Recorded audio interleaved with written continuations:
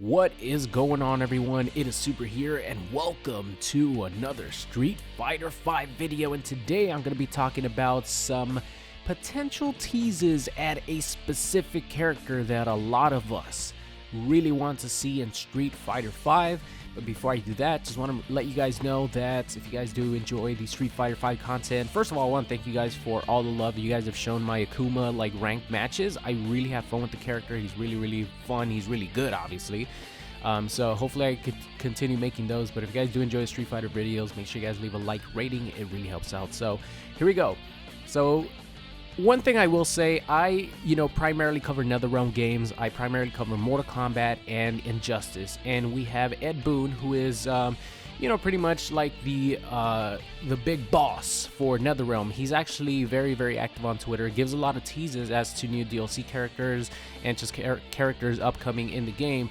And we don't really have that with Capcom. We do have Ono, who is he is the big head for Street Fighter V and Street Fighter, but he doesn't tease things as often as someone like Ed Boon. So when we get something that is sort of a little hint as to maybe a potential DLC character or a little tease for a DLC character, I get very excited. And Capcom Fighters, who are the official Twitter for the Capcom Pro Tour, which is pretty much the most important tournament for the Street Fighter community. The players compete all year, and they have qualifying events all year, ranking points, stuff like that. And I believe it's the top 32 players that have the most points or already qualified via winning a tournament get invited to this Capcom Pro Tour. This year it was awesome. NuckleDu won it. Congrats to him. But Capcom Fighters tweeted this out, and it's a picture of Justin Wong and his friends in Thailand in the actual real life place that inspired the Sagat stage. So the tweet reads, preparing for Season 2 # Street Fighter V, players headed to Thailand to discover the roots of Street Fighter. And when I saw this immediately, I thought, I guess I have that mentality from, reading a lot of Ed Boon's tweets and stuff and getting a lot of teases for my upcoming fighting game.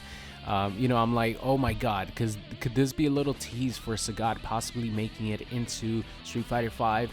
Who knows if it would even have a chance to happen in Season 2, because, Capcom has said that the 5 remaining DLC characters for Season 2 were going to be characters that are going to be playable for the first time in a Street Fighter game in Street Fighter V.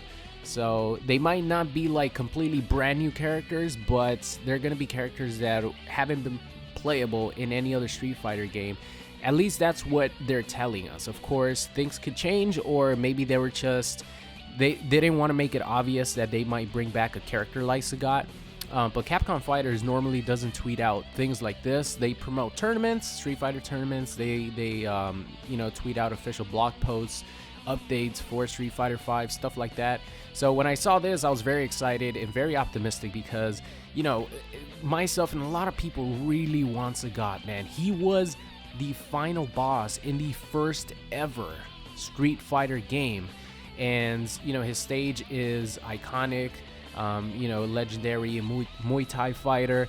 And Sagat has always been one of the baddest characters in Street Fighter history, of course, in a good way. He's always been one of my favorites. I played him in Street Fighter 4 the limited time that I actually did play that game. And I would like to see him and what they could do, maybe even a little redesign. Of course, he has to have his classic, Muay Thai fighter costume, right? But they could give him like a cool little redesign as well, especially with the amount of costumes that Capcom has for each individual character. They could do a lot with Sagat, and I think he would be really cool.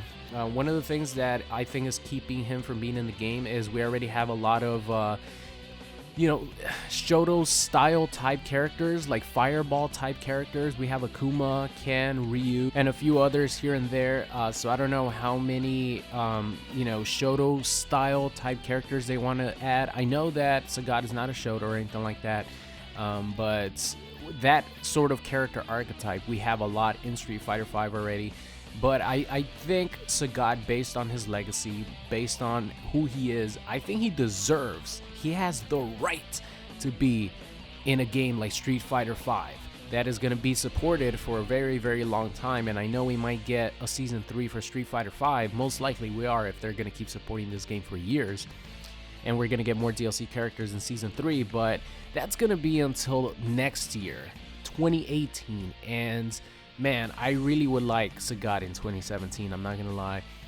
The best case scenario would be them trying to do a little fan service and give us Sagat for free. That's grasping straws there. I don't think that's gonna happen. That has like maybe a 5% chance of happening, even though, you know, Street Fighter V's image right now, because of what the game doesn't have and how it launched, it has a really bad image at the moment. So doing fan service type things would be really good for the game, but I don't think they're gonna go that route. So I don't know. Let me know what you guys think. I really hope that this is sort of a tease to Sagat at any point in Street Fighter's life cycle, sooner rather than later, I hope. But yeah, that's going to be it, guys. I hope you enjoyed today's video, and I'll see you guys next time. What's going on, guys? It's Super here. I hope you enjoyed today's video. If you did, make sure you guys subscribe or check out any of these videos linked at the top. Thank you, and I'll see you guys next time.